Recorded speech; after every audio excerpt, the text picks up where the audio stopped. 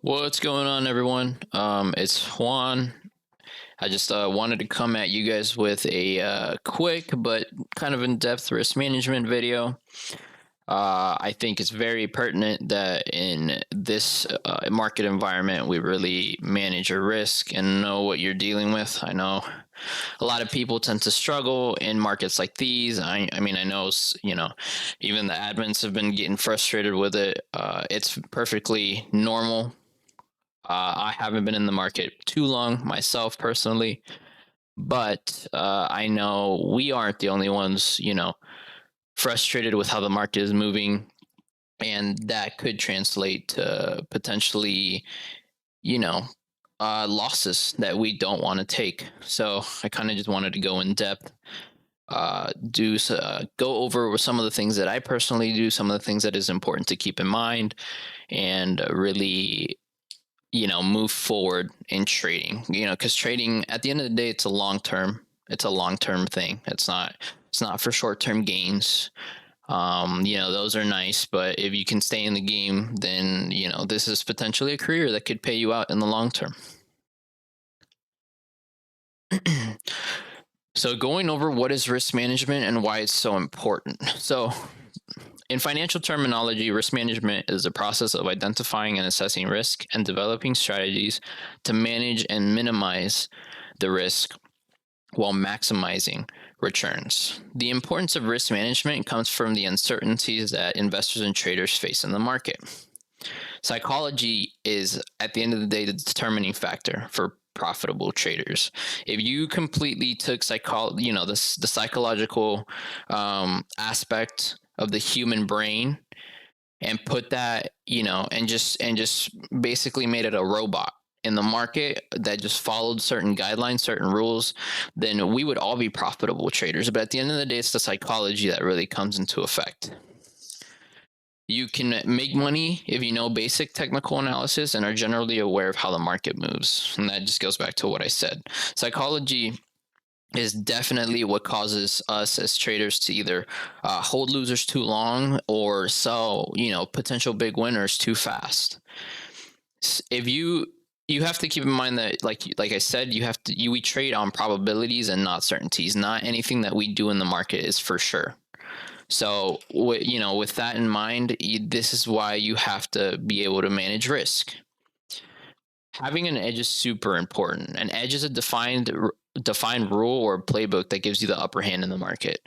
Sun Tzu famously said, "Every battle is won before it is fought." This applies perfectly to trading because you have to have plans. You can't just enter because something is moving. That could even scalpers. And I don't even fully consider myself a scalper because scalping is on literally like the 1 minute time frame, and looking for a couple candles green or a couple candles red. Trend fighting with a 5 EMA and VWAP maybe. So you have to know what your edge or what your rules are in the market. And an edge is typically defined, it defines rules for entry, stop loss, and exits as its basis. So this edge is typically built around worst case scenarios. If I am not consistently winning, that is my worst case scenario. If I am, not winning big, that is my worst case scenario. These worst case scenarios are going to shift from market to market. And just how you are performing in those markets considerably. You got to keep in mind that trading is a business and you got to treat it like one. Just like, just like business in real life, you have to do things for every day, every week, every month. You have to treat trading the same way. You have to take care of your account like you would take care of a physical store that you owned. So you got to keep in mind that not having defined rules are going to cause your emotions, from what we said in the last slide, to kick in and really take over. And this is really where you're going to start taking on losses. If your emotions are taking over your trading, you're not trading on these scenarios, right? You're just trading based on emotion. So I'm going to go over a little bit of, our ratio and really what makes taking on small losers and bigger winners, what makes that a profitable trade. So on the R ratio is just risk to reward. How much are you willing to lose to gain a potential X amount of capital? It can and should mathematically always work in your favor. Let's take an example of a 50% win ratio. You can still make money by maintaining a 1 to 2 risk to reward ratio. For example, of 10 trades I take, I'm only going to win 5, assuming this 50% win ratio. Following my 1 to 2 R ratio, so risk to reward, every trade that I took, I was risking $1. This is just a scenario, basic math. We're not going to complicate it just yet. I'm risking $1, but for every trade, so if I'm only winning 50% of my trades, I'm only only going to lose $1 for 5 of these 10 trades. That means I lost $5 total of my 10 trades. But for the other 50% of my trades, so my other 5 trades, I made $2. 1 to 2 risk to reward. And so at the end of my trades, I come out on top with positive $5. And that's me only winning 50% of the time. You can double check the math yourself, but I believe the ratio that you have to keep, I think it's, if you maintain a 1 to 2, I believe you can win, it's like 37% of the time in the market and still come out profitable. Obviously you're not going to be super profitable, but that's just for you and your mind to grasp the fact that you don't have to win all the time to be able to make money. You just have to be able to keep your losers smaller than your winner, or yes, smaller than your winners. So this is kind of just an infographic. These next 2 slides are going to be infographics about what it takes to come back from losers. So if you're losing 10% in your account, you have to make 11.11% just to get back to break even. This is going to become exponential. Let's say you started with $1,000 account, another example. Let's say you lost 50% of your account because you were just coming into trades left and right. You have to now double that account 100% just to get back to break even. If you couldn't even imagine getting 100% on the $1,000 account, imagine how hard it is to get 100% on, now half that account. And that's going to exponentially stack up against you. This is why it's so important to be able to manage risk appropriately, especially in the times of the market that we are right now. This is a cool tweet that I saw by Julian. And this really goes to show that compounding is such a powerful force in the market. So if you make 1% on your account every month, at the end of the year, you're going to make 13% return on your entire account. Now try 3% every month, 43%. From 43%, you're already, sometimes even doubling what the S&P returns year over year. So you have to keep in mind that we're not swinging for home runs here. You know what I'm saying? You have to be very concise, take the gains when you have them and cut the losers quick. I'm going to repeat that over and over because I really want to ingrain this in everybody's heads. Yes, and just like he shows here in this infographic, this is going to stack up very fast. 5% every month, you get an 80% return on your account. 7% every month, 125 at the end of the year. 10% return every month, 214, obviously so on and so forth. These become a little bit harder, especially depending on your account size. But 3, 5, 7%, especially us in the options market, we're pretty leveraged. I'm going to go over the leverage here in a little bit. But that's going to be super, super substantial when it comes to returns year over year. Let's take, $1,000 account and you double it year over year. In 10 years, you're going to have like $1 million. And this may not sound like a lot, right? Or maybe it does, it's up to you, what you determine to be a lot. But if I go back to my 9-to-5 job, I'm not going to make $1 million in 10 years. It's just not going to happen. So if I'm compounding slowly, if I'm doing this as a side hustle or whatever, that's gonna be a huge incremental increase in my, just annualized returns every year. Just a quick psychology of winners or losers. It's completely normal, very understandable. The market is not here to get you. This is kind of what I want to get at. You are, you're going to be wrong in the market the majority of the time. It's just the average retail trader. You can't fight that. It's human tendency not to want to be wrong. The market typically is proving us wrong. The individual will hold on to the loser until the pain isn't bearable. And by that time, that loser gets way too big, right? I get into a call, the call goes against me. 10%. Okay, you know what? I'm still good. I'm still within my losses there, whatever. 15%. I can still hold it. 20%. Now it's really hit my technical stop, right? And now on the chart, when it hit that level, the trend was no longer intact for me.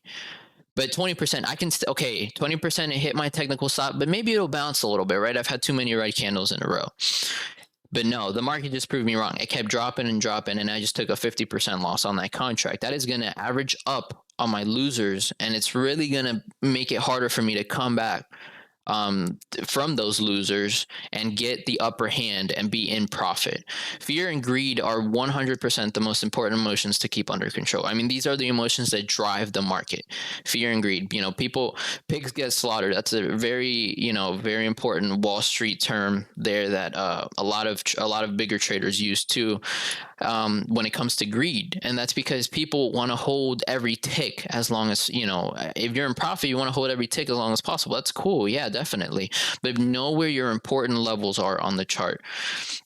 And just basic TA, ask it in the chat room if you have questions on what an admin is holding, and to what level he is holding, or if you want to just put in a chart into the chat room. 100% somebody's gonna comment on it. You can have a productive discussion on TA. So it is very important to be able to control these emotions. The fear is another one, and fear, I'm perfectly capable of accepting the fact that fear is my biggest problem. Sometimes it keeps me from getting into a trade that, I had a good risk to reward ratio on, I had good technical analysis on, and, for whatever reason, I just freeze up. I know personally that is the emotion that takes over me, and it is something I'm going to be working on consistently throughout the weeks, months, and it's not something I expect to solve overnight. And that is the most important thing to me, the fact that I can journal, and I know what is my issue and what I need to work on. And that is, it's very important to be able to do that. And that leads me into the journaling aspect of it. Knowing your own stats is super important. And typically you can gauge what your risk profile generally is. It's okay not to be profitable when you first start, when you're first picking up steam, when you're first learning what your edge is and what works best for you. The idea behind journaling is to figure out what does work and what doesn't work for you personally, so you can start to fix your mistakes. When I started journaling, I learned that fear was my biggest issue. I wasn't entering setups that, I had defined. And that was 100% my biggest issue. So for each journaling session, I want you guys to, if you guys do start journaling, which I fully recommend to anybody who starts, in the market. Because for journaling, when you start assigning names to setups, for example, range breakout or VWAP projection, just whatever you trade, it doesn't matter. And I want you guys to understand that every trader has their own specific way of trading. Just because one trader trades differently from you doesn't mean that they aren't profitable. Just because your setups are working for you, it doesn't mean that it's going to work for somebody else. Why? Because risk profile is different. Their personality is different. The personality plays a huge aspect in setups. And typically every trader is going to, if you start journaling, every trader is going to know what to generally avoid to not be able to take, just whatever trades. Just because you're out here and you're like, something's moving, let me get in and let me get out fast. That's not, there was no setup there. Yeah, you're just hoping, and hope is not hopium. Hopium is what I call that. Hope is not a. It's a drug, and it's a bad one, especially in the should have, could have, would have. Those cause FOMO. Get those out of your vocabulary if you really want to expand your knowledge in the market. So I kind of added this here for this is my stats personally. Since I started, you can tell I have a 1 to 2 risk to reward ratio. My average percent on losers is 17.82%. I cut my losers right around their average, and my winners are around 35.77%. I mean, just multiply this by two. You're gonna get 35.64, and I'm a little bit over that. 1 to 2 risk to reward. Remember I told you guys you can maintain a 37% win ratio and still be profitable with the 1 to 2 risk to reward ratio? 53.85, win ratio right there. I'm a profitable trader. Am I hugely profitable? Maybe not. My account isn't huge. Also, you gotta admit, certain things to yourself. You can't just enter a trade to hope for 100% all the time. Take the small winners, stack them up, get the greens, and then you can start, sizing up. Account size management. Every account is going to be different for sizing purposes. Take a $500 account versus a $1,000 account. Those are going to be managed differently. Small accounts are super hard. Stay away from earnings, lotto plays, YOLO plays, whatever you're going to call it. Anything that you say YOLO, lotto, if you have a small account, I fully recommend to stay away from it. It's going to skew your risk to reward ratio. The odds are stacked against you on earnings. I mean, there's no ifs, ands, or buts about it. Unless you're buying a move that's going to be in the money, and before the implied volatility really spiked those contracts up, you're going to either get out for a very, very small win if you got it in the money, or you're gonna be red. And typically it's very red, especially on earnings. Be comfortable. Once you're comfortable with a strategy and a defined loss, then you can think about sizing up. Okay, let's say you started with a $500 account and you came up with a setup. You have defined sets of rules and strategies and stuff. And let's say you were taking $100 plays, right? And you started stacking wins, and you got it to $1,000. That's awesome. You just doubled your account. You just 100%ed your account. And you're like, okay, I'm pretty consistent. Now let me do 2 contracts. Right now, you don't have to hold for very small wins. You can let your first contract go at your average gain, secure that average gain and start backstopping, or, really, really what I call choking off a trade as it gets above your average gain. So let's say you sell your first contract for me at 37 or 40%. I sell my first contract there, secure my average gain. If your average gain is 20%, that's fine too. You sell at 20% and the other contract keeps going, right? Because that move continues. So you start choking off that trade until it finally comes back and hits your stop, and you just let that one go for 50%, 60, 70%. And now your average gain is not only going to increase, but your average dollar amount is also going to increase because you were able to size up. And this is where the compounding really starts to pick up some steam, when you start sizing up. But you have to know, like I said, your stats. You have to be able to journal. You have to be able to really read the market well, when it comes to sizing up. Because if you start sizing up and you have no defined strategy, you're also going to take bigger losses. On double the size, if you start going into a market rut, I mean, there's no stopping the losses on your account. You're going to start taking $60, $70 losses on on $1,000 account. You're taking almost 10% per trade. So you gotta really be able to control that. I want to talk a little bit about options versus commons. I know we're an options trading group, but there is some differences here in shares, which is what we call commons, versus options. We trade options because I can guarantee that the majority of us have smaller accounts. Options are super volatile and are very leveraged. It means we can make bigger gains on smaller investments. Commons are shares, like I just said, and those are smaller profits on the same investment amounts. For if you were to take $100 position on a share versus $100 position on a options contract, you're going to make smaller profits on that share, on the share position. However, risk management for shares is a lot easier and safer to handle. I mean, that's it. It's just the math behind it. There is no ifs, ands, or buts about it there. It's still going to compound exponentially over time, no matter what you choose.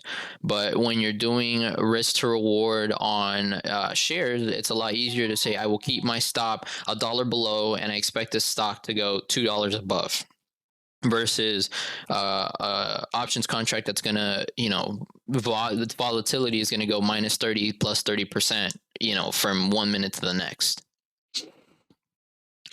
So let's go over the options Greeks a little bit. I'm going to focus on the really, what I consider the more important ones, for especially in this market right now that most of us are day trading it. So delta is the expected or the theoretical move of the contract per $1 move of the underlying security. So if Apple moves, from 156 to 157, I expect my contract for Apple, if it had a delta of 20, to move the option contract by 20 cents. Theta, time decay. So if all other factors remain constant, if the stock price opens up the same, if nothing's changed, this is the amount the contract is going to drop by per trading. That is typically a negative number. And then you have implied volatility. I'm bringing implied volatility. This kind of works hand in hand with the options Greeks. But it really isn't a Greek. This is a very theoretical number.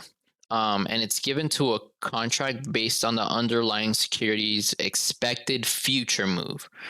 So if the market expects, Apple to move way over its average daily move, its implied volatility is more than likely going to increase. This is typically happens when there's pending news events, or a stock just has really increased volatility, or it has, things like earnings. A stock, for example, that had a huge implied volatility for a couple months was Lucid, because Lucid was a $28-$29 stock, and it went to like 40, it went to like 40 or 41 in the same day, and then it started moving very heavily. It would move up to 45, then back to 38. So implied volatility began to increase just because the moves of Lucid. And so when that implied volatility increases, it increases the premiums on the contract, which means those contracts are not going to be more expensive because that IV number is inflated. So if for whatever reason the IV drops, it is also going to drop the premium on the options contract. This is typically why a lot of people lose on earnings. They don't understand that not playing in the money for earnings means that out of the money contracts are gonna experience really inflated premiums, and even if the stock moves in your favor, that implied volatility, you're going to get what's called an IV crush or implied volatility crush. That that huge spike in implied volatility is now going to drop the day after, and it's going to deflate the premiums exponentially. I don't know why there's a 4 there. So let's go over a little bit about in the money versus out of the money. Out of the money is more desirable for traders with smaller accounts because the cost is lower to trade them. The closer you get in the money, the more volume and open interest there is, which generally means the smaller the spread is. The easier it is to typically get a fill at a desirable price. Closer in the money means higher delta, but it also means a higher cost basis. So you're going to pay more for closer in the money or in the money contracts, but you are also going to get a higher delta. Without the money options, you want to be looking for contracts with good open interest and good volume. You want to be able to find buyers and sellers for your specific contract. And typically the volume and open interest, like I said, it typically means that those spreads are going to be a little bit tighter just because there's a lot of volume going into that specific contract.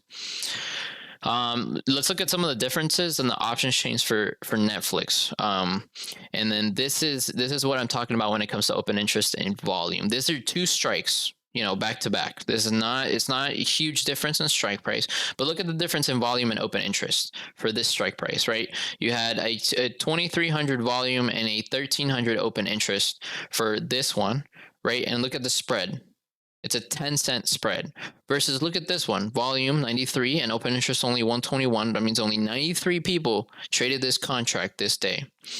And you have it's a 22-cent difference, which is huge on this amount of contract. I mean, typically, my rule of thumb is you want to keep that open. You want to keep the spreads to about 10 to 15% of the contract.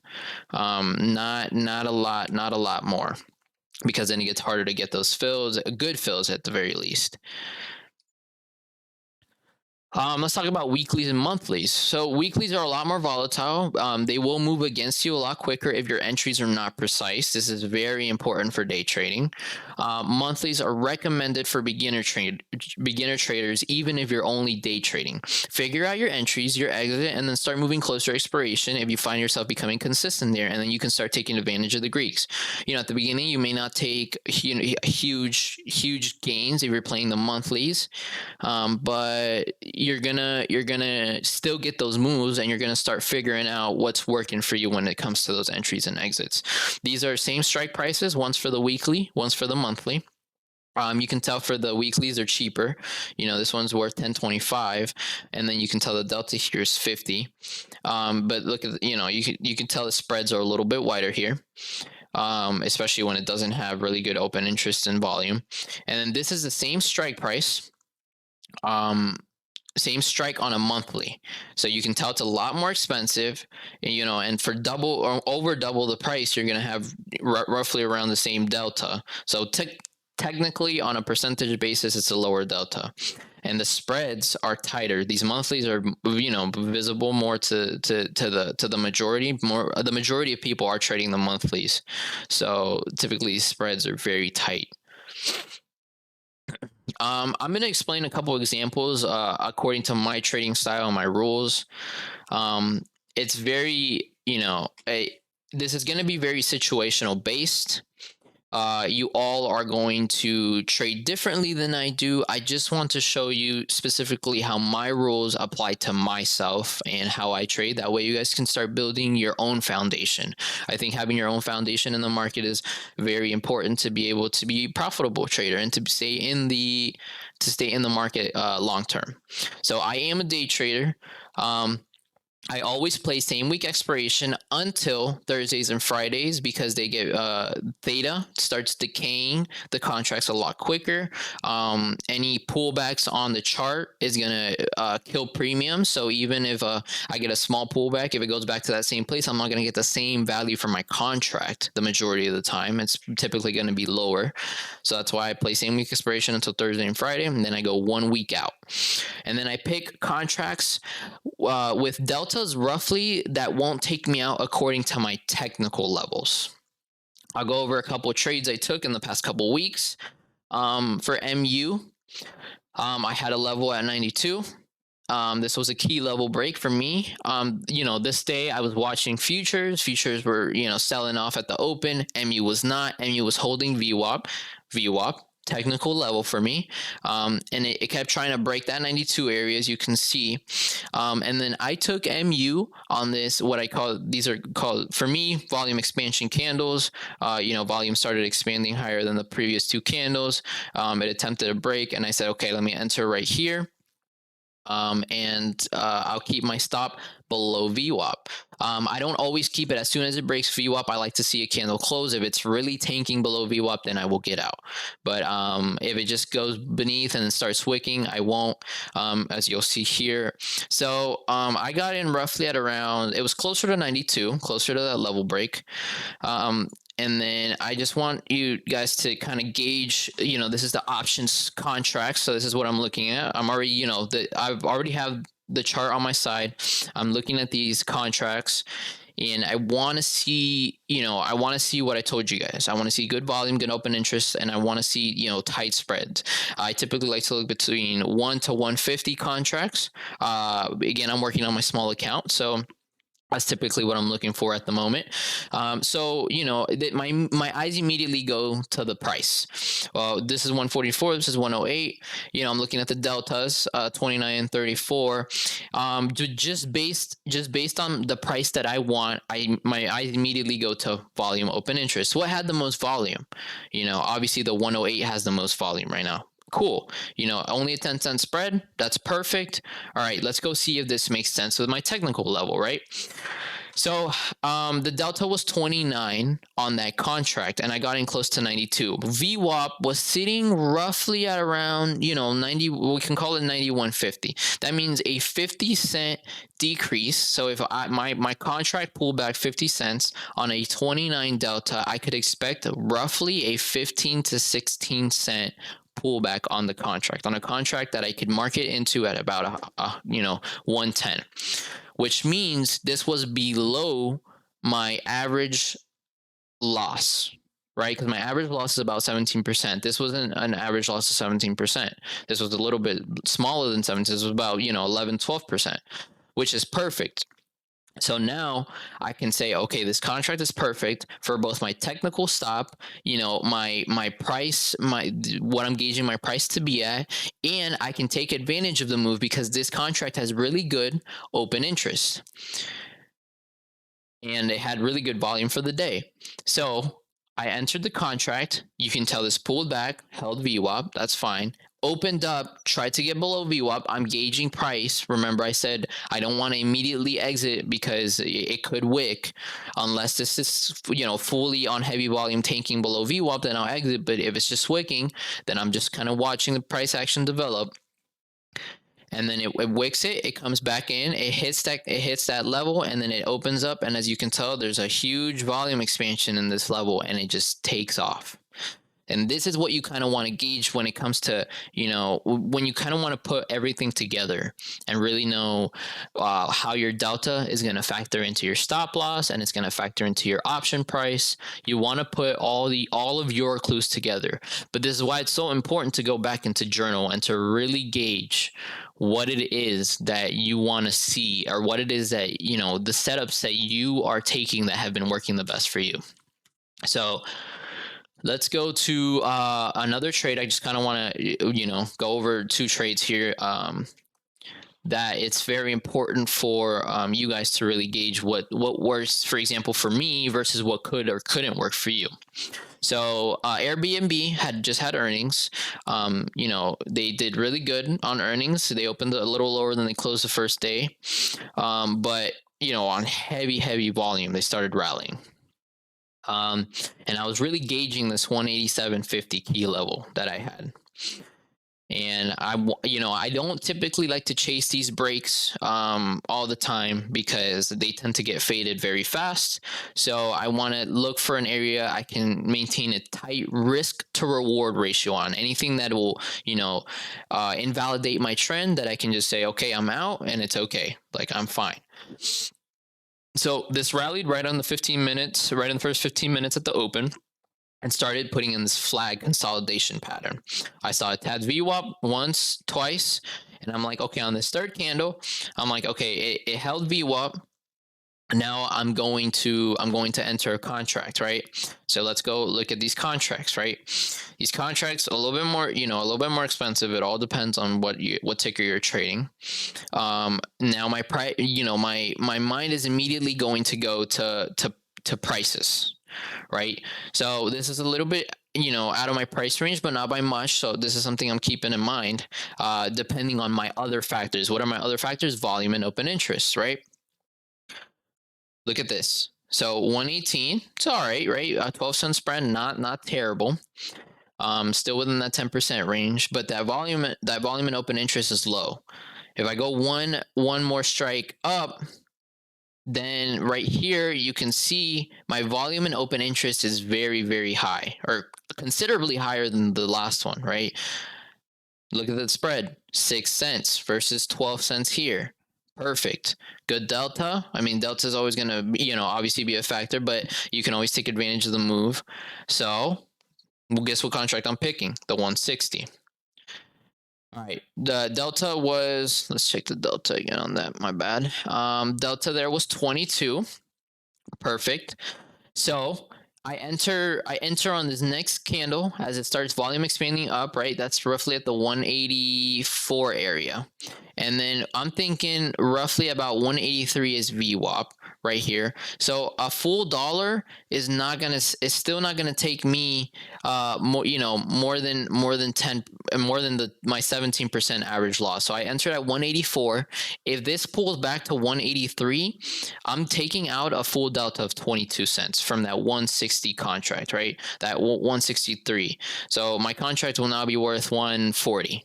Just a rounded example. That is still not below my average 17% loss. So I like the contract. I like my technical stop. Let's enter and let's let this thing work for us. Look at what it does. Consolidates, tries to sell off. This is a really good, really good candle because it opened, tried to sell off, and then whatever orders were here got absorbed, started trending up, and took off.